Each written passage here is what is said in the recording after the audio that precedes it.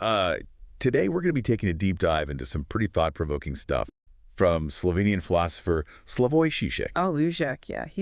He's known for some pretty, unique and sometimes challenging perspectives. It's definitely challenging. Yeah, and the question we're tackling today is a big one.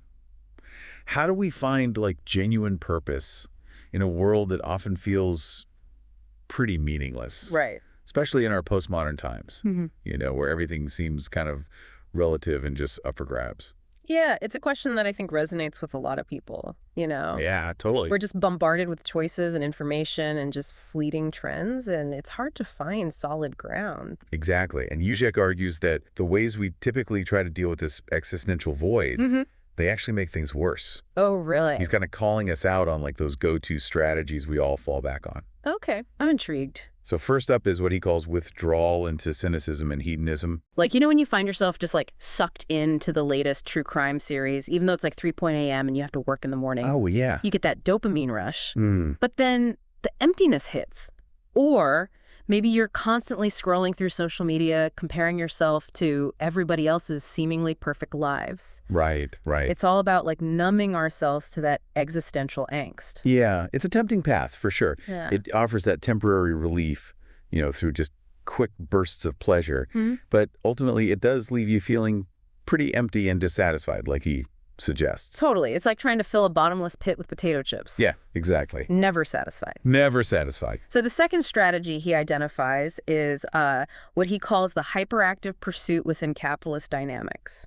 Okay. So think of the relentless hustle to climb the corporate ladder or accumulate wealth or curate that picture-perfect online persona. It's classic keeping up with the Joneses, just on steroids, basically. Yeah, and it's exhausting. It is. You achieve one goal, and then it's immediately on to the next one. Right. Never really savoring the moment. The problem is the goalposts, they just keep shifting no matter how much you achieve. There's always more to acquire, more to prove, and it's all driven by this underlying anxiety that if we don't keep pushing, then we're somehow failing. Sorry. I'm definitely guilty of that one, and I'll admit it rarely leads to any lasting happiness. Yeah.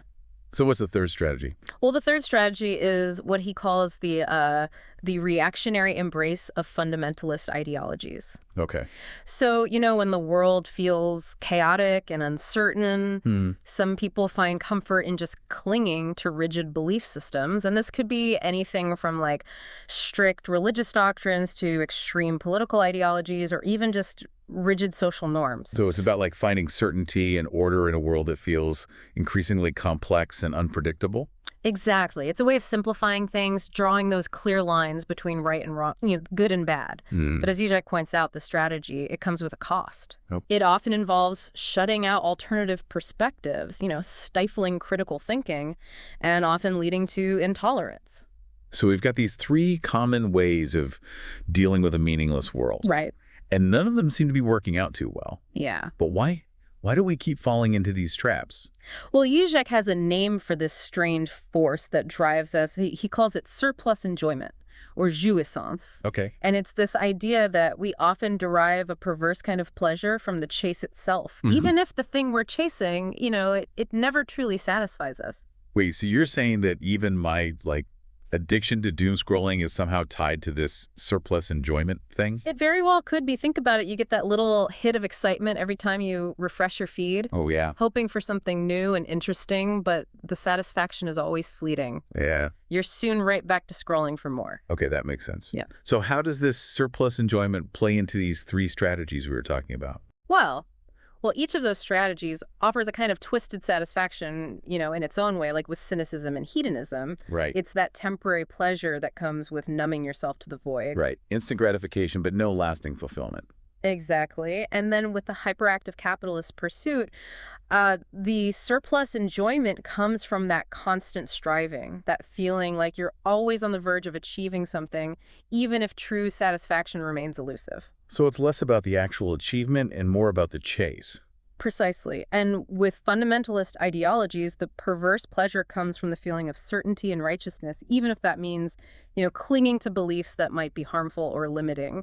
It's like they're getting a kick out of being in the know, even if what they know might not be entirely accurate. That's a great way to put it. But this desire for the chase, it isn't just about material things or even ideologies. It's tied to how we see the world, our fundamental beliefs about how things work. And That brings us to another key concept in Zizek's ideological fantasy. Okay, I've heard that term thrown around a lot, but I'm not always sure what it actually means. Can you break it down for us? Yeah, so think about the American dream, the idea that if you just work hard, you can achieve anything you set your mind to. You'll get the house, the car, the family, and live happily ever after. Hmm.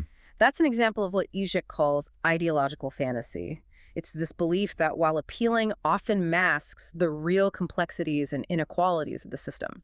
So it's like a shared delusion that keeps us all going, even if it's not necessarily based in reality. Exactly. These fantasies provide a sense of order and coherence, making the world seem less chaotic and threatening. They offer us this comforting narrative, a way to make sense of things. But what's the problem with that? Don't we need some kind of framework to understand the world? We do, but the danger with ideological fantasies is that they prevent us from fully engaging with what Zizek calls the real. Hold on, the real. Is it with a capital R? Yes, it is. It's his term for the messy, contradictory, and often traumatic nature of existence, the stuff that lies beneath the surface of our comfortable narratives. The real is the stuff we tend to avoid, the things that challenge our worldviews. So these fantasies are like a buffer between us and the harsh realities of the world. Exactly. They protect us from having to confront the uncomfortable truths that might shatter our carefully constructed worldviews. Okay, I'm starting to see how this all fits together. We chase after these fleeting pleasures or cling to rigid beliefs because they offer us a way to avoid confronting the real, the messy, complicated nature of things. But if we're all trapped in these ideological fantasies, how do we break free? How do we traverse the fantasy and confront the real, as Zizek puts it? Well, it's not an easy process, and it can be quite unsettling. It requires us to critically examine our own beliefs and assumptions, to look for the cracks in the facade of what Zizek calls the big other. Big other, more jargon. I know he loves his terms. The big other essentially refers to the symbolic order that shapes our reality. The unwritten rules, social norms, and institutions that dictate how we live our lives. So to traverse the fantasy, we have to question the very systems and structures that we often take for granted. Exactly. We have to start looking for the inconsistencies, the gaps between what we're told and what we actually experience. And this questioning can be deeply unsettling because it challenges our sense of security and stability. I can imagine it's like pulling back the curtain and realizing the wizard is just a guy pulling levers. That's a great analogy, and it can be scary, but it's also incredibly liberating. Once we start to see through the illusions, we open ourselves up to new possibilities, new ways of being in the world. Okay, so we've established that the usual ways of dealing with a meaningless world are dead ends, and that we need to break free from these ideological fantasies that keep us trapped. But where do we go from there? What does Zizek offer as an alternative? How do we actually find meaning in a world that seems to lack inherent purpose? This is where his idea of the cause comes into play, and it's not just about finding something to believe in. Oh, so it's not about finding religion or devoting yourself to a political ideology.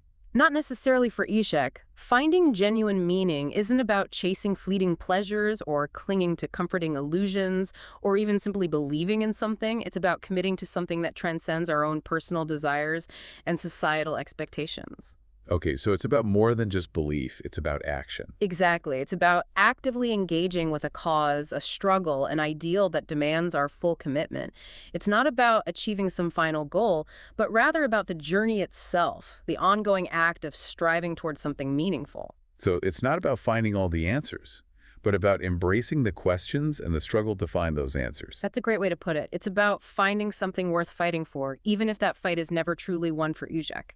This commitment to a cause is what he calls the act, a radical gesture that breaks with the existing symbolic order and redefines who we are. So it's about taking a stand, even if it means facing opposition or consequences.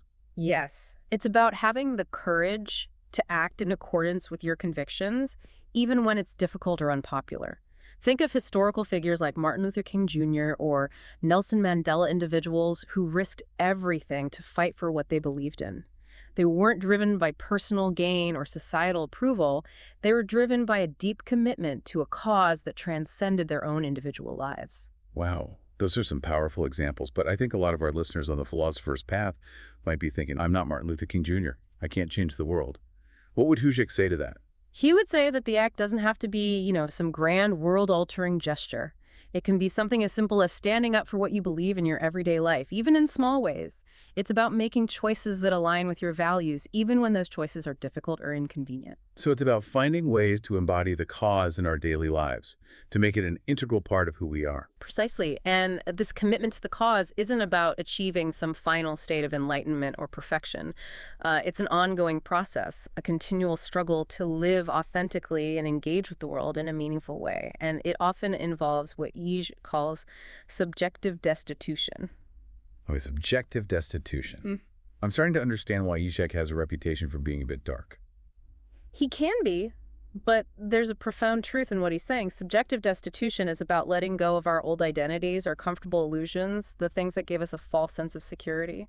So it's about stripping away those layers of comfort and complacency that prevent us from seeing the world clearly.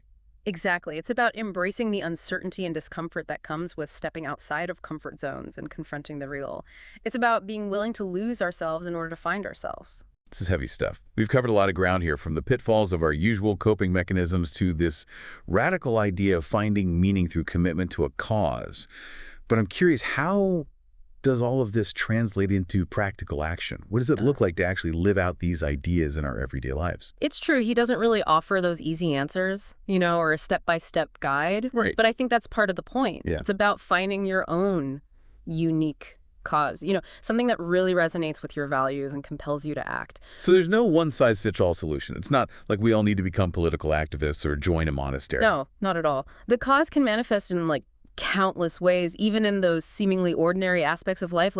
Think about the teacher who inspires their students to think critically and challenge the status quo, or the artist who uses their craft to raise awareness about social injustice, or even the entrepreneur who builds a business that prioritizes, ethical practices and sustainability. So it's not necessarily about those grand gestures or dramatic acts of rebellion.